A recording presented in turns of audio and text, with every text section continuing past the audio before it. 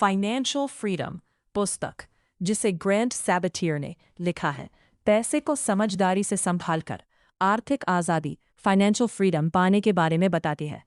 इस किताब का मुख्य विचार ये है कि आर्थिक स्वतंत्रता का मतलब सिर्फ अमीर बनना नहीं है, बल्कि इतना पैसा और निवेश होना है कि आपको केवल पैसों के लिए नौकरी करने की मजबूरी न रहे और आप अपनी पसंद की जिंदगी जी सकें। किताब की शुरुआत लेखक की अपनी कहानी से होती है।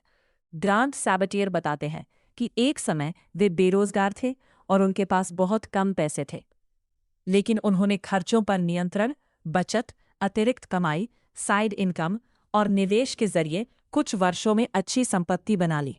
उनका उद्देश्य ये दिखाना है कि सही योजना और अनुशासन से कोई भी आर्थिक रूप से मजबूत बन सकता है। किताब में सबसे पहले पैसों के प्रति सोच, माइंडसेट बदलने पर जोर दिया गया है। लेखक कहते हैं कि लोग अक्सर सिर्फ कमाने और खर्च करने के चक्र में फंसे रहते हैं। वे समझाते हैं कि पैसे को केवल दिखावे या महंगी चीजें खरीदने का साधन नहीं, बल्कि स्वतंत्रता पाने का माध्यम मानना चाहिए। हर व्यक्ति को ये तय करना चाहिए कि उसके लिए फाइनेंशियल फ्रीडम का मतलब क्या है, जैसे परिवार के साथ समय बिताना, यात्रा करना, तनाव कम करना या अपने शौक पूरे करना। किताब में खर्चों को समझने और नियंत्रित करने की सलाह दी गई है। लेखक कहते हैं कि हमें अपने खर्चों का हिसाब रखना चाहिए और बेकार खर्चों को कम करना चाहिए।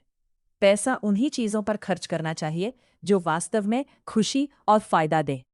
इससे व्यक्ति धीरे धीरे बचत बढ़ा सकता है। लेखक का एक महत्वपूर्ण विचार यह है कि सिर्फ खर्च कम करना ही काफ़ी नहीं, बल्कि आय बढ़ाने पर भी ध्यान देना चाहिए।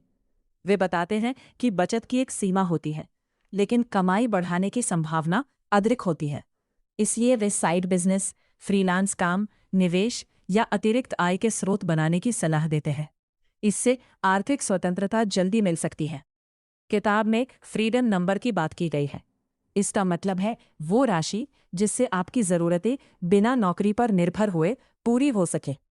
यदि कोई व्यक्ति जान ले कि उसे कितने पैसे चाहिए, तो वो उसी हिसाब से निवेश, इन्वेस्टमेंट इस किताब का बहुत महत्वपूर्ण हिस्सा है। लेखक समझाते हैं कि केवल पैसे बचाने से फायदा नहीं होता, क्योंकि समय के साथ महंगाई, इन्फ्लेशन पैसे की कीमत घटा देती है। इसलिए पैसे को ऐसी जगह लगाना चाहिए जहां वो बढ़ सके, जैसे mutual fund, index fund, share market या व्यवसाय। वे चक्रवृद्धि ब्याज, कॉम्पाउंड इंटरेस्ट की ताकत समझाते हैं, जिसमें पैसा समय के साथ तेजी से बढ़ता है।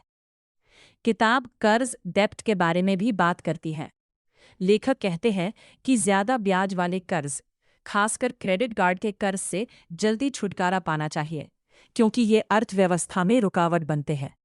साथ ही समझदारी से लिया गया कुछ कर्ज, जैसे घर या बिजनेस के लिए सही योजना के साथ उपयोगी हो सकता है। लेखक समय को सबसे कीमती चीज मानते हैं। उनके अनुसार आर्थिक स्वतंत्रता का असली मतलब अपना समय वापस पाना है।